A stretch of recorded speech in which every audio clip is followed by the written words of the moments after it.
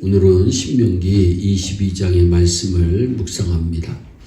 오늘 본문에서 하나님은 네 가지 사상을 싫어하시는 것을 말씀합니다. 하나님은 혼합주의 사상을 싫어하십니다. 하나님은 남자와 여자 옷이 혼합되는 것을 싫어하십니다. 두 종자를 같이 뿌리는 것도 싫어하십니다. 소와 나귀를 같이 혼합하여 사용하는 것도 싫어하십니다. 소는 소끼리, 나귀는 나귀끼리 결의하여 농사 짓거나 마차를 끌어야 합니다. 그리고 옷을 짤 때 양털과 배실을 같이 혼합하여 짜는 것도 싫어하십니다.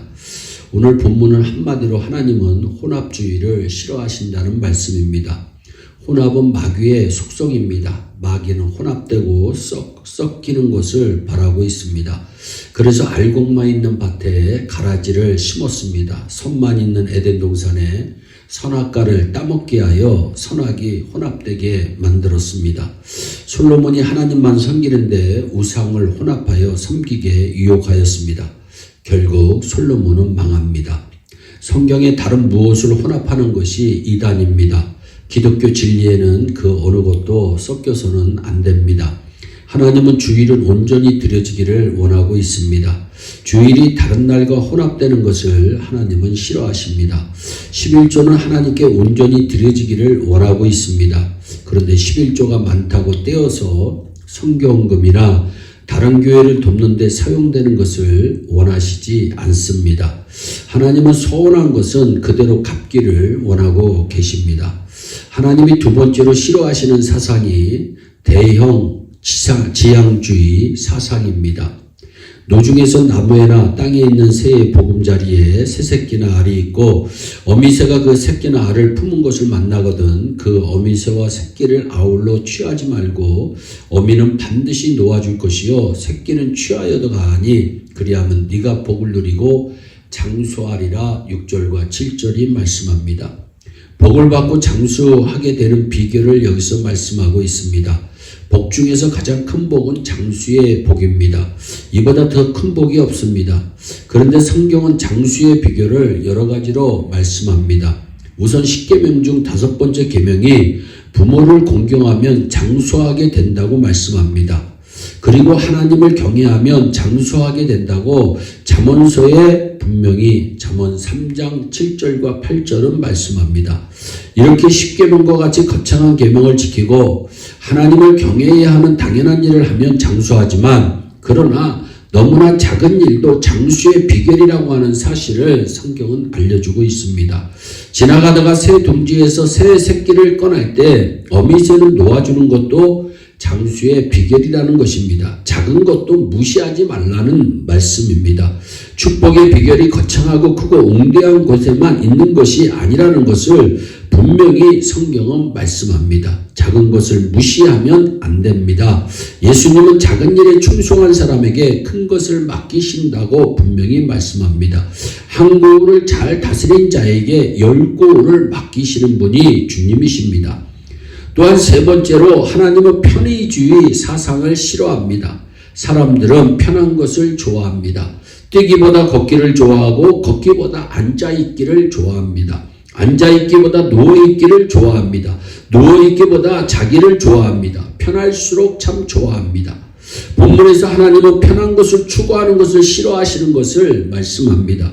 여자가 남자 옷을 입는 것도 편하기 때문입니다. 한 땅에 두 종자 씨를 뿌리면 거두기가 쉽습니다. 꼭 먹고 알 먹고 같습니다. 소도 나귀도 있으면 구별할 것 없이 같이 사용하면 편리합니다. 편의주의입니다. 되는 대로 살겠다는 것입니다. 편리한 대로 지내겠다는 것입니다. 하나님은 이런 편의주의를 싫어하십니다. 예수님은 전지전능하시고 정말 위대하신 분이신데 편의주의를 배격하시고 철하기도 하셨습니다. 금식기도 하셨습니다. 편의주의는 교회를 망치고 있습니다. 우사 이야기가 우리에게 이런 교훈을 줍니다. 성막이 실로에 있었습니다. 블레셋이 이스라엘을 쳐들어왔습니다. 그러나 이스라엘은 강대국 블레셋을 이길 수가 없었습니다. 대제사장의 두 아들은 법궤를 가지고 나가 앞장 세우고 싸우면 하나님이 승리해 줄 것이라고 알았는데 법궤를 빼앗깁니다. 여러분, 법계 때문에 이기는 것이 아니라 하나님 때문에 이기는 것을 간과한 것입니다. 그래서 법계를 사람이 끌지 않고 암송아지 2마리를 결의하여 수레에 블레셋 사람들이 실어 이스라엘로 다시 보냅니다. 아비아달이 농사를 짓다 보니 법궤가 돌아옵니다. 그래서 그 집에 보관합니다. 다윗이 왕이 되자 법궤를 예루살렘으로 날라다가 성전을 짓고 싶어 했습니다. 3만 명을 동원시켜서 법궤를 나를 때 아비아달의 2 손자 중 아요가 수레를 끄는 소를 앞에서 봅니다. 우사가 뒤에서 감시하며 따라갑니다.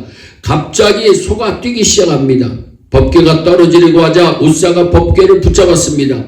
우사는 법궤를 잡자마자 즉사하고 말았습니다. 충성하려고 한 것인데 왜 죽었을까요? 편의주의 때문입니다. 하나님께서는 법궤를 운반할 때는 꼭 어깨에 메고 나르라고 명령하십니다. 그런데 편하게 수레에 실었습니다. 이것이 문제입니다. 편하게 살려고 하는 것이 문제입니다. 새벽에 귀찮게 일어나 새벽기도 한다는 거 얼마나 어려운 일인가요? 그러나 그렇게 하여야 합니다. 환난과 어려움을 무릅쓰고라도 전도하고 기도해야 합니다. 하기 싫어도 해야 되는 것이 있다는 것입니다. 마지막으로 하나님은 인본주의를 정말 싫어하십니다. 인본주의가 무엇입니까? 신본주의에서 벗어난 것이 인본주의입니다.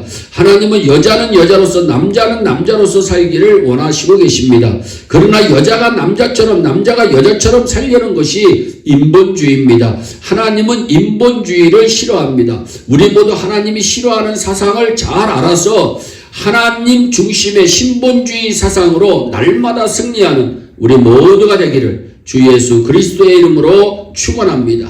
기도하겠습니다. 사랑의 하나님 참 감사합니다.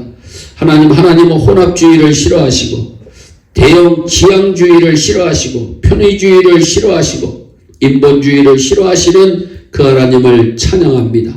하나님 늘 하나님 중심의 사상을 가지고 주님 오시는 그날까지 승리하는 우리 모두가 되게 하여 주시옵소서. 감사하고 예수님의 이름으로 기도하옵나이다. 아멘.